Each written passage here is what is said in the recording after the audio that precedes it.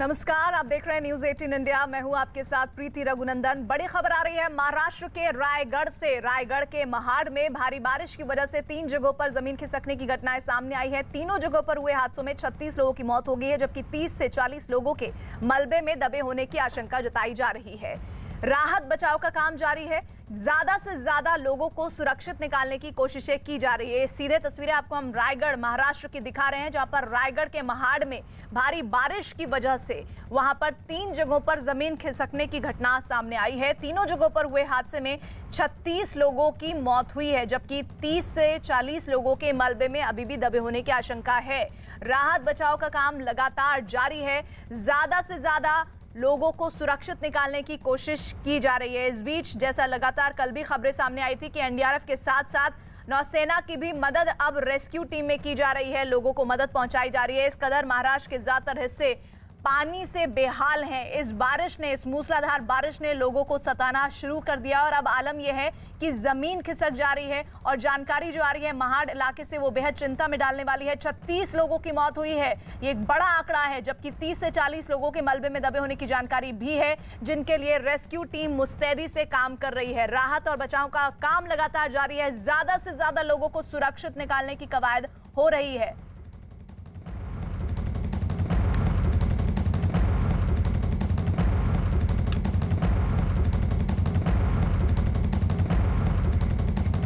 और भारी बारिश की वजह से बाढ़ जैसे हालात का सामना कर रहे महाराष्ट्र के रत्नागिरी से एक वीडियो सामने आया है, जिसमें पानी के बीच फंसे लोगों को निकालने के लिए इलाके के एक लड़के ने अपनी जान को जोखिम में डाल दिया। बताया गया कि 4 मंजिला इमारत में कुछ महिलाएं फंस गई थी, लेकिन उन्हें वहां से निकालने के लिए कोई मदद नहीं मिल पाई, जिसके बाद इलाके के एक लड़के ने अपने कुछ दोस्तों की मदद से एक रस्सी और ट्यूब का सहारा लिया और इमारत में फंसी महिलाओं को एक एक कर वहां से निकाल दिया।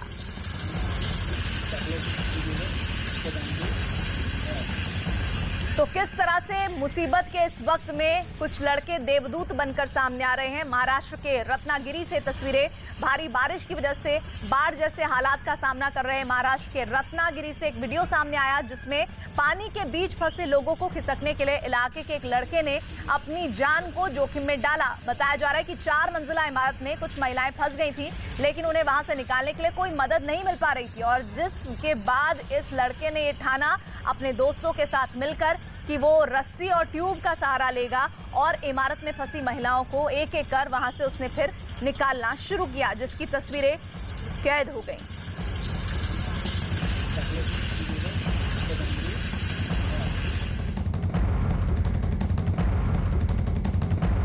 और अब आपको दिखाते हैं आसमानी आफत की कुछ और तस्वीरें। रत्नागिरी के चिपलून में भारी बारिश की वजह से अभी भी सड़कों पर सीने तक पानी भरा है।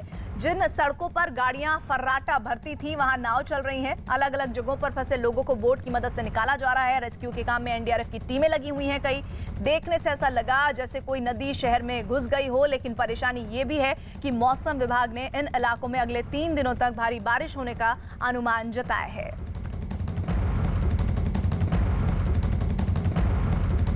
महाराष्ट्र के चिपलून की ये वो स्थिति है जो साफ तौर पे कहीं न कहीं डरा कर रख देती है। कमर से ऊपर का पानी है और जैसे जैसे आप आगे बढ़ते चले जाएंगे स्थितियां और भी गंभीर होती हुई दिखाई पड़ जाएंगी। जो गाड़ियां हैं वो बुरी तरह से क्षतिग्रस्त हैं, डूबी हुई हैं और आलम ये है कि चाहे बस हो, गाड़ी हो, चाहे कोई सोसाइटी का कंपाउंड हो, वो पूरी तरह से पानी के नीचे है। सबसे अहम बात यह कि कुछ देर से केवल बरसात रुकी है, लेकिन हालात अभी भी पूरी तरह से सुधरे नहीं हैं। एनडीआरएफ की टीम, नेवी की टीम जो है यहाँ पर डिप्लॉय की गई है, ताकि जो फंसे हुए लोग हैं उन्हें बाहर निकाला जा सके। जो अभी ये देखिए, ये पूरा जो हिस्सा है ये आगे जाकर और भी गंभीर होता चला जाता है, क्योंकि गहराई आगे और भी बढ़ती चली जाती है। जो नदियां हैं वो जो है अपने जलस्तर से काफ़ी ऊपर बह रही हैं और यही वजह है कि परेशानी और ज़्यादा बढ़ी हुई है। जो लोग फंसे हुए हैं वो लोग अभी भी बाहर नहीं निकल पा रहे हैं। यहाँ पे देखें, ये आपको गांव की स्थिति मालूम पड़ेगी कि जो बाज़ार का इलाका है, बाज़ार से गांव के जो लोग हैं उनकी कनेक्टिविटी कहीं ना कहीं टूटती चली गई है और लोग फंसे हुए हैं। जो जाने वाले थे वो अब किनारे पे पानी के स्तर के कम होने का इंतज़ार कर रहे हैं। वहीं दूसरी तरफ ये देखें, लोग ये वृद्ध परिवार ऊपर ही फंसा हुआ है और काफ़ी मशक्क़त करने के बावजूद भी बाहर निकल पाने में पूरी तरह से असमर्थ है और केवल हाथ जो हिला रहे हैं। उस बिल्डिंग के नीचे की हालत देख लें, वो बिल्डिंग के नीचे का हिस्सा जो बाहर आने का हिस्सा है वो पूरी तरह से ब्लॉक हो चुका है और बाहर आने की स्थितियां नहीं है। जिला आपत्ति व्यवस्थापन प्राधिकरण यानी कि एसडीआरएफ की टीम जो है वो साफ तौर पर यहाँ पर रेस्क्यू ऑपरेशन में जुटी हुई है। सर एक सेकेंड के लिए बस एक सेकेंड रुकिएगा आप लोग, जैसा साफ बता आप लोग हाँ ये बताएं कि कितने लोग अभी भी अंदर हैं? अंदर उस साइड में हम लोग का बोट नहीं जा रहा है, उस साइड में हम लोग ट्राई कर रहे हैं। हाँ। उस साइड में अभी लोग जो फंसे हैं वो अभी फिलहाल तो सेफ है। अभी हम लोग इधर से जितने आदमी लोग थे उतना 20-25 लोग को हम लोग बाहर निकाले। दूसरा बोट था उसमें से हम लोग 100-200-150 आदमी को हम लोग बाहर निकाले। अभी और कितने लोगों के फंसे होने की आशंका है? अभी इस साइड में हम लोग जाके आए, इस साइड में तो कोई नहीं है, फिलहाल तो पूरा सेफ है। और आगे की स्थिति क्या है? पानी कम हुआ है? अभी पानी पूरा कम हो गया है, अभी पूरा सेफ है। अभी इधर की साइड में थोड़ा पानी है, आगे की तरफ थोड़ा पानी कम है। देखिए साफ तौर पे ऑपरेशन जारी है और तकरीबन 150 लोगों को जो है वो सुरक्षित बाहर निकाला गया है। एसडीआरएफ का जो ऑपरेशन है, साथ ही साथ एनडीआरएफ और नेवी जो ऑपरेशन करने में जुटी हुई है उसमें निकाला गया हुआ है। अभी रेस्क्यू ऑपरेशन अभी भी खत्म नहीं हुआ है। चिपलून में आपने देखा किस तरह से बारिश के बाद बाढ़ के हालात हैं। एसडीआरएफ की टीमें पिछले कई दिनों से बारिश में फंसे लोगों को बाहर निकालने की कोशिशें कर रही है और कोशिश उनकी सबसे पहले है कि इन लोगों को सुरक्षित जगहों पर पहुंचाया जा सके। चिपलून में लगातार जो मूसलाधार बरसात है उसका आलम ये है कि ये जो पानी की आपको सतह दिखाई पड़ रही है इसके नीचे असल में सड़क है, लेकिन सड़क जो है वो पूरी तरह से गायब है। और ऐसे में देखिए ये जो बोट पे जिस बोट पे मैं सवार हूँ उस बोट पे सवार लोग फंसे हुए लोगों को पुकार रहे हैं कि कोई फंसा हुआ है तो वो आवाज़ दे, उसे यहाँ से बाहर निकाला जाएगा। कई लोग ऐसे हैं जिनको जो अपने परिवारों तक नहीं पहुँच पाए थे, अपने घरों तक नहीं पहुँच पाए थे, वो लोग यहाँ पर बोट में सवार हैं। आप कहाँ जाना चाह रहे थे? आता स्टँडला जायचं आहे, एस टी स्टँड। हाँ। आपका घर कहाँ है? घर एस टी स्टँडच्या बाजू में। अच्छा, तो यहाँ पे कितने दिन से फंसे हुए थे? कब से अपने परिवार के पास नहीं जा पाओ? या कालच्यापासून। कल से नहीं जा पाए। आप कहाँ जाने के लिए निकले थे? मैं तो टेलर से आया हूँ, मेरी मिसेस उधर फंसी है हॉस्पिटल में, सिर्फ हॉस्पिटल में। उसको लाने के लिए मैं आया हूँ इधर। तो 3 दिन हो गए अभी इधर।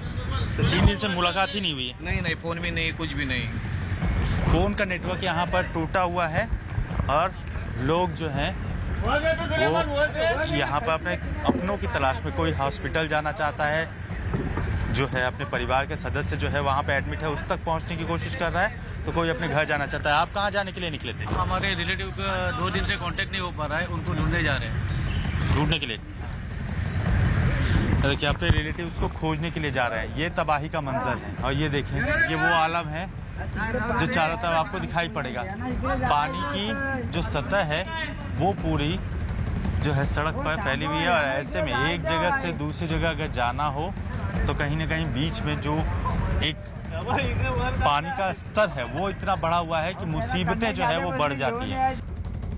और अब तस्वीरें देख रहे हैं चिपलून की, किस तरह से हालात वहां पर बुरे हैं लोगों के लिए और सड़कों पर यहां पर कमर तक पानी भरा हुआ है। ऐसे में लोगों को रेस्क्यू कर सुरक्षित जगहों पर पहुंचाया जा रहा है, जिस वजह से इमारतें खाली दिखाई दे रही हैं।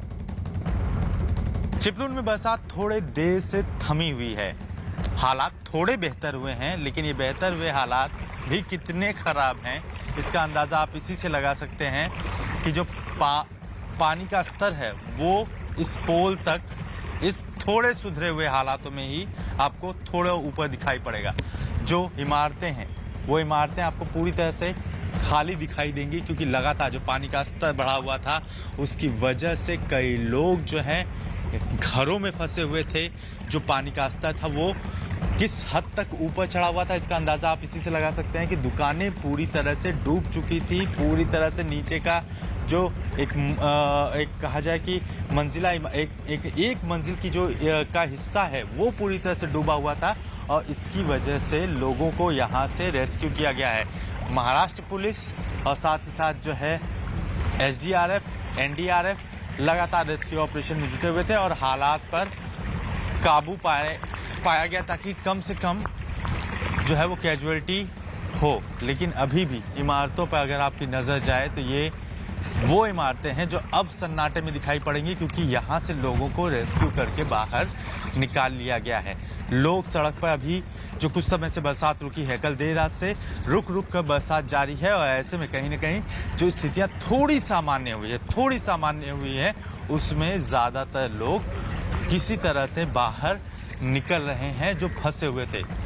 दुकानों की हालत देखें तो अंदाज़ा लग जाएगा कि पानी किस हद तक नुकसान अंदर तक पहुंचा गया है।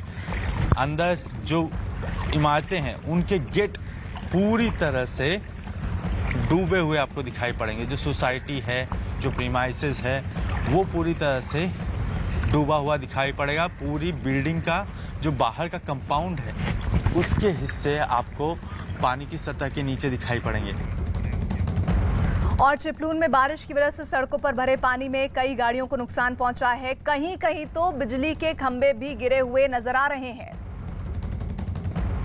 मूसलाधार बरसात की वजह से चिपलून में यहाँ पर देखें, ये वो हादसे हैं जो कि बाढ़ की स्थिति निर्माण होने की वजह से तैयार हुए हैं। लगातार मूसलाधार जो बरसात हो रही थी, इसके अलावा जो 2 नदियाँ हैं उनका जो पानी है वो अपने जलस्तर से ऊपर बढ़ रहा था। उसके बाद जो गाड़ियाँ हैं वो बहते हुए यहाँ पर नाले में आ गिरी हैं। वहीं दूसरी तरफ ये देखिए ट्रांसफार्मर है जो कि पूरे चिपलून में बिजली की सप्लाई करता है, वो भी बुरी तरह से ध्वस्त हुआ है।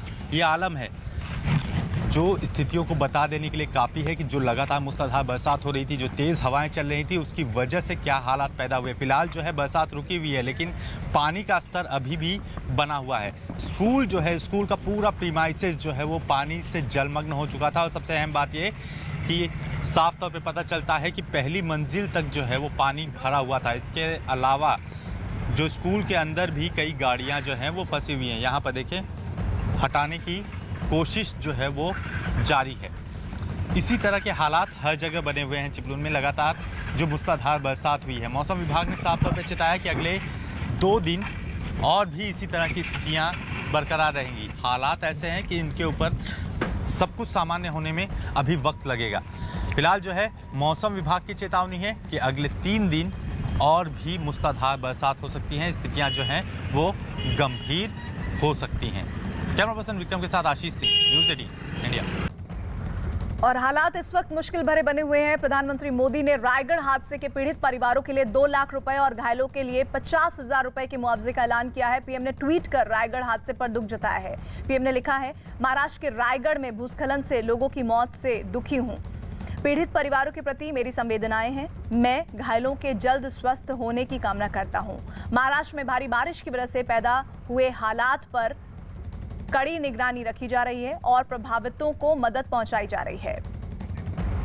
इधर गृह मंत्री अमित शाह ने रायगढ़ हादसे पर दुख जताया है। अमित शाह ने ट्वीट किया है, महाराष्ट्र के रायगढ़ में भारी बारिश और भूस्खलन के कारण हुआ हादसा अत्यंत दुखद है। इस संबंध में मैंने मुख्यमंत्री उद्धव ठाकरे और एनडीआरएफ के डीजी से बात की है। एनडीआरएफ की टीमें राहत और बचाव काम में लगी हुई हैं।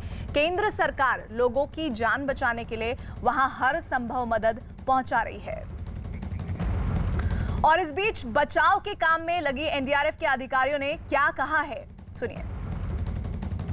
महाराष्ट्र में हमारी 18 टीमें तैनात हैं और स्थिति को देखते हुए 8 टीमें, एडिशनल टीमें हमारी उड़ीसा से अभी एयर हुई हैं और कुछ ही घंटों में वो महाराष्ट्र में अभी पहुंचेंगी और रेस्क्यू ऑपरेशंस में शामिल होंगी।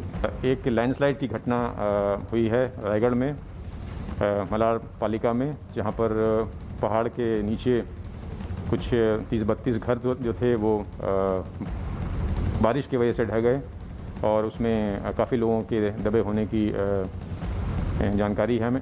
और इसमें अभी तक जो हमें जानकारी मिली है उसमें 32 शव हमारी टीम ने निकाले हैं। अभी भी कार्रवाई जारी है।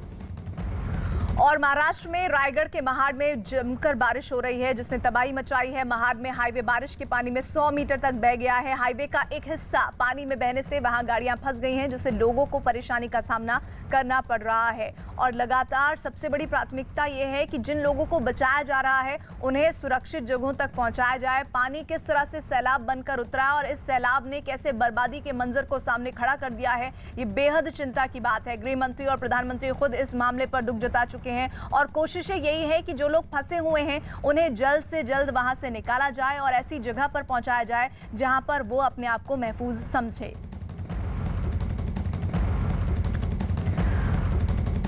और रायगढ़ के महाड में बारिश के पानी ने जमकर तबाही मचाई है। महाराष्ट्र में भारी बारिश की वजह से कैसी मुसीबत आई है उसे महाड की ये तस्वीरें साफ साफ दिखा रही हैं।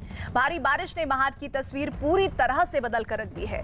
आपको यहाँ के स्टेट बस डिपो से आई तस्वीरों की जरिए आपको दिखा रहे हैं कि किस तरह का तबाही का मंजर है और गाड़ियां जो सरपट सड़कों पर दौड़ती थीं, कैसे बारिश ने उनके भीतर क्या क्या चीजों को घुसा दिया है, उनके अंजर पंजर तक ढीले कर दिए हैं और किस तरह से गाड़ियों को ये सैलाब अपने साथ बहाकर कहां छोड़कर चला गया है। अभी इस बात का ही आकलन किया जा रहा है। कुछ गाड़ियां पलट गई हैं, कुछ घर तबाह हो गए हैं। न जाने कितने लोग इस वक्त इस संकट से जूझ रहे हैं और सबसे बड़ी कोशिश है उन एनडीआरएफ की टीम की जिनकी तैनाती इन इलाकों में हुई है। उनकी प्राथमिकता है कि किसी तरह से ये देखिए, ये मंजर तस्वीरों का देखिए, गाड़ी और उसके ऊपर एक और गाड़ी, ये सब कुछ उस सैलाब ने किया है जिसने इस पूरे शहर को तहस नहस कर दिया है।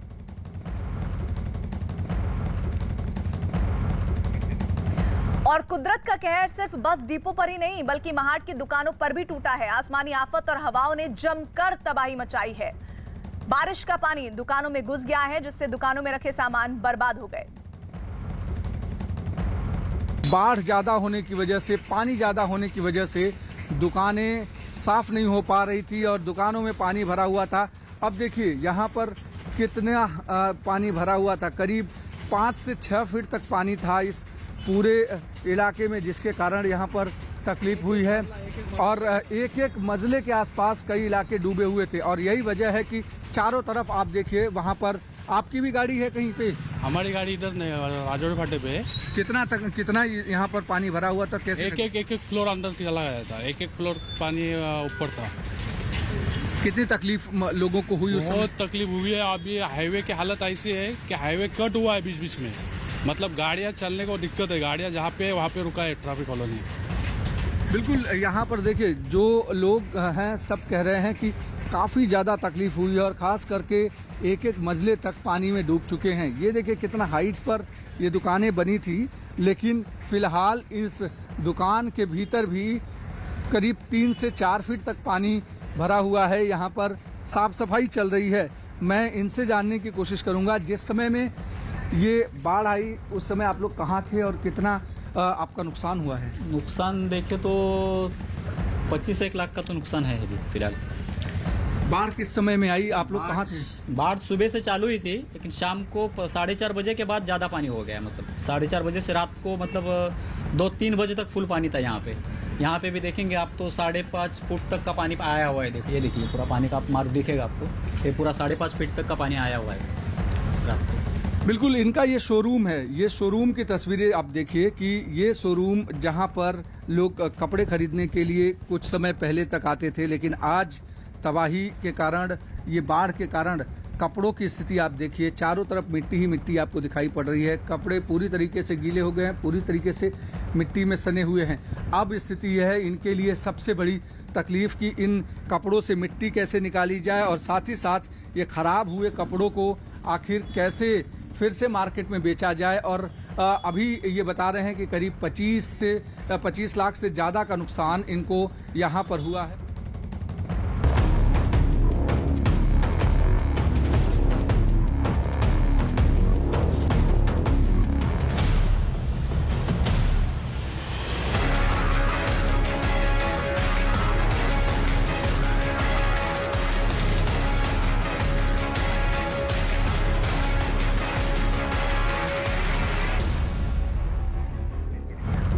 इस वक्त की बड़ी खबर, राज कुंद्रा के घर छापेमारी हुई है। राज कुंद्रा को लेकर पहुंची है पुलिस उनके घर पर शिल्पा शेट्टी से पूछताछ हो सकती है, जिसकी जानकारियां कल देर रात से सामने आ रही थी। दोनों से एक साथ पूछताछ होने की जानकारी भी इस वक्त न्यूज 18 को मिल रही है। न्यूज 18 के विवेक गुप्ता की खबर है, जिसके मुताबिक मुंबई में है राज कुंद्रा का घर, जहां पर पुलिस उन्हें लेकर पहुंची है। राज कुंद्रा के घर पर छापेमारी हो रही है। राज कुंद्रा मामले पर मुंबई से ये बड़ी खबर सामने आ रही है, जिसके मुताबिक न्यूज 18 के विवेक गुप्ता बता रहे हैं कि मुंबई पुलिस की क्राइम ब्रांच की एक टीम शिल्पा शेट्टी के घर छापेमारी के लिए पहुंची है। बड़ी बात यह है कि पुलिस के साथ राज कुंद्रा भी मौजूद है, मतलब ये कि पुलिस राज कुंद्रा को लेकर घर पर छापेमारी के लिए पहुंची है। खबर है कि मुंबई पुलिस राज कुंद्रा और शिल्पा शेट्टी को आमने सामने बैठाकर पूछताछ कर सकती है। पारस जामा इस वक्त हमारे साथ हमारे सहयोगी इस खबर पर जुड़ रहे हैं। पारस, कितनी देर पहले पहुंची है राज कुंद्रा को लेकर पुलिस उनके घर पर? लगभग 3:30 बजे क्राइम ब्रांच की एक पूरी टीम 4 से 5 लोग उसमें थे, जहां उसके साथ राज कुंद्रा भी थे, जो यहाँ पर जुहू स्थित जो घर है राज कुंद्रा और शिल्पा शेट्टी का, यहाँ पहुंचे थे। प्रयास 2-3 दिन से लगाए जा रहे थे कि शिल्पा शेट्टी से इस बारे में पूछताछ जरूर होगी। और जैसे ही आज की सुनवाई कोर्ट में खत्म हुई, जहाँ पर कोर्ट ने राज कुंद्रा को इस पूरे पोर्नोग्राफी मामले में 27 तारीख तक पुलिस कस्टडी में भेजा, उसके बाद तुरंत ही एक काफिला जो है राज कुंद्रा को लेकर उनके घर तक पहुंचा। यहाँ पे छापेमारी जारी है। 3:30 बजे ये छापेमारी शुरू हुई थी। अभी भी जो है क्राइम ब्रांच के ऑफिसर्स अंदर हैं और लगभग आधे 1 घंटे का समय हो चुका है और छापेमारी अब तक चल रही है। इस पूरे मामले में जो है शिल्पा शेट्टी से बात भी हो सकती है, उनसे पूछताछ भी कर सकते हैं ये लोग पूरी तरीके से कि क्या रोल जो था वो शिल्पा शेट्टी का भी इस पूरे मामले में था या नहीं था। इस सारे मामलों में जो है वो उनसे भी पूछताछ की जाएगी।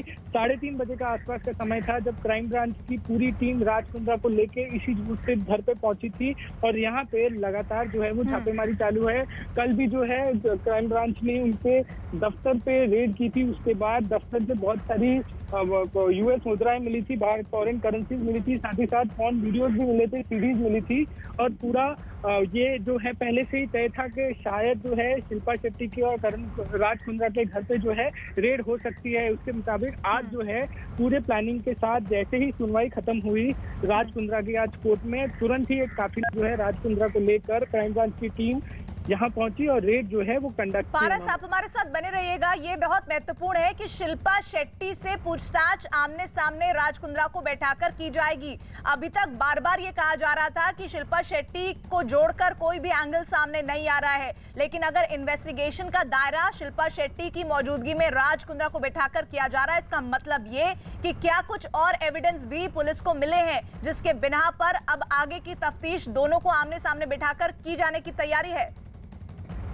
और इधर मुंबई में एक और बड़ी खबर आ रही है। न्यूज 18 के विवेक गुप्ता ये खबर दे रहे हैं कि राज कुंद्रा को कोर्ट में 27 जुलाई तक पुलिस हिरासत में भेज दिया गया। इससे पहले कुंद्रा को 3 दिनों की पुलिस हिरासत में भेजा गया था।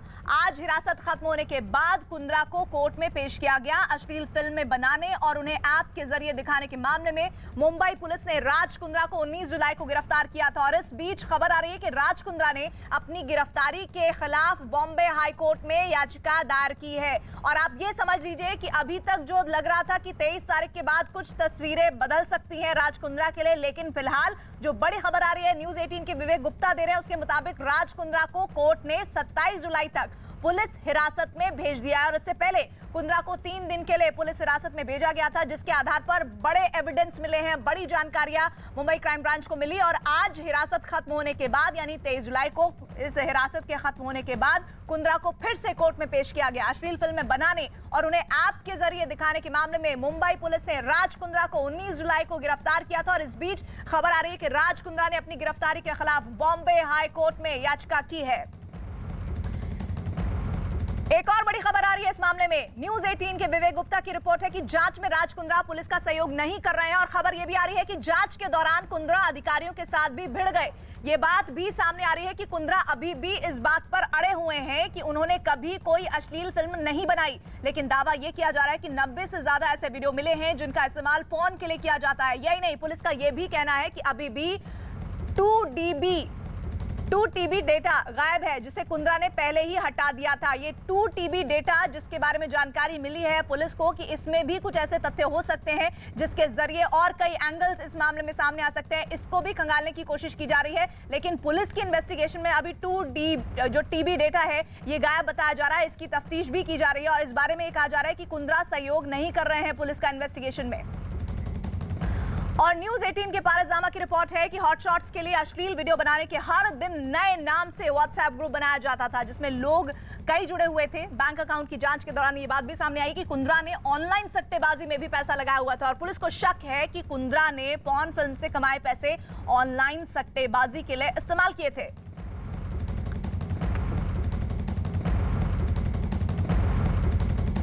और राज कुंद्रा से जुड़ी एक और अहम खबर, न्यूज 18 के विवेक गुप्ता की रिपोर्ट है कि कुंद्रा पॉर्न वीडियो को लेकर एक बड़ी इंटरनेशनल डील करने वाले थे। मुंबई पुलिस के मुताबिक कुंद्रा ने 121 पॉर्न वीडियो को 9 करोड़ रुपए में बेचने की तैयारी कर रखी थी और इस डील के बारे में भी पुलिस को अब इन्वेस्टिगेशन आगे बढ़ाना है कि वो कौन लोग थे जिनसे ये डील होनी थी और ये डील अभी तक किस स्तर पर पहुंची थी। साथ ही राज कुंद्रा मामले में एक और बड़ी खबर आ रही है। न्यूज 18 की दिवाकर सिंह की खबर है कि मुंबई पुलिस कुंद्रा की कंपनी वियान से जुड़े अधिकारियों और कर्मचारियों से पूछताछ कर सकती है। पूछताछ के लिए कंपनी के लोगों को भी जल्द ही सम्मन भेज सकती है। खबर ये आ रही है कि इन लोगों ने पूछताछ 1-2 दिन में किए जाने की तैयारी पुलिस कर रही है ताकि और भी कई इंफॉर्मेशन मिल सके और इसके बाद इस पूरे नेक्सस का पर्दाफाश किया जा सके। लेकिन अभी तक कुंद्रा को लेकर जिस तरह की इन्वेस्टिगेशन में बातें सामने आ रही है, ऐसा लग रहा है कि राज कुंद्रा एक बड़े किरदार के तौर पर अश्लील वीडियो को बनवाने और उन्हें अपलोड करवाने के मामले में बड़े तौर पर लिप्त थे और उसमें कई लोग उनकी शय पर काम भी कर रहे थे। इधर शिल्पा शेट्टी ने पति राज कुंद्रा की गिरफ्तारी के बाद अपना पहला इंस्टाग्राम पोस्ट किया है। 19 जुलाई को कुंद्रा की गिरफ्तारी के बाद से शिल्पा ने मीडिया और सोशल मीडिया से दोनों ही तरह से दूरी बनाई हुई थी। हालांकि एक रोज पहले उन्होंने अपने इंस्टाग्राम स्टोरी पर एक किताब की तस्वीर पोस्ट की। उनकी पोस्ट में अमेरिकन ऑथर जेम्स थर्बर की लिखी बातों का जिक्र किया गया है। पोस्ट में लिखा गया है कि गुस्से में पीछे मुड़कर ना देखें या डर से आगे ना देखें, बल्कि जागरूकता से देखें। हम गुस्से में पीछे मुड़कर देखते हैं उन लोगों पर जिन्होंने हमें चोट पहुंचाई है, जो निराशाएं हमने महसूस की है, जो दुर्भाग्य हमने सहा है। हम इस संभावना के डर से तत्पर रहते हैं कि हम अपनी नौकरी खो सकते हैं या किसी प्रियजन की मृत्यु का शिकार हो सकते हैं। पोस्ट में आगे लिखा गया है, मैं एक गहरी सांस लेता हूं, ये जानते हुए कि मैं जिंदा रहने के लिए भाग्यशाली हूं। मैं अतीत में चुनौतियों का सामना कर चुका हूं और भविष्य में चुनौतियों से बचूंगा। आज मुझे अपना जीवन जीने से विचलित करने की कोई जरूरत नहीं है। और इस मामले में एक और बड़ी खबर आ रही है। न्यूज 18 के आशीष सिंह की रिपोर्ट है कि कुंद्रा के हॉट शॉट्स ऐप पर एक लड़की का डाला गया पॉर्न वीडियो दूसरे स्ट्रीमिंग प्लेटफॉर्म पर लीक हो गया था, जिसके बाद महिला और उसके घर वालों ने वीडियो को हटाने के लिए हॉट शॉट्स के ऑपरेशन हेड को फोन किया था और ये बात भी कही गई कि अगर वीडियो नहीं हटा तो वो पुलिस में शिकायत दर्ज करवाएंगे। और इसी से जुड़ा हुआ मामला एक व्हाट्सएप चैट में भी सामने आया, जिसमें उज्जवल वीडियो को जल्द से जल्द हटाने की बात कह रहा है। उज्जवल राज कुंद्रा के अश्लील फिल्मों के ऐप हॉट शॉट्स का कंटेंट कॉपीराइटर है। तो ये बड़ी खबर इस वक्त आ रही है इस महिला से जुड़ी हुई। इसके बारे में लगातार जानकारी इकट्ठा की जा रही है। न्यूज 18 के आशीष सिंह की रिपोर्ट है, जिसके मुताबिक कुंद्रा के हॉट शॉट्स ऐप पर एक लड़की का डाला गया पॉर्न वीडियो दूसरे स्ट्रीमिंग प्लेटफॉर्म पर लीक हो गया था और इसके बाद महिला और उसके घर वालों ने वीडियो को हटाने के लिए हॉट शॉट्स के ऑपरेशनल हेड को फोन किया।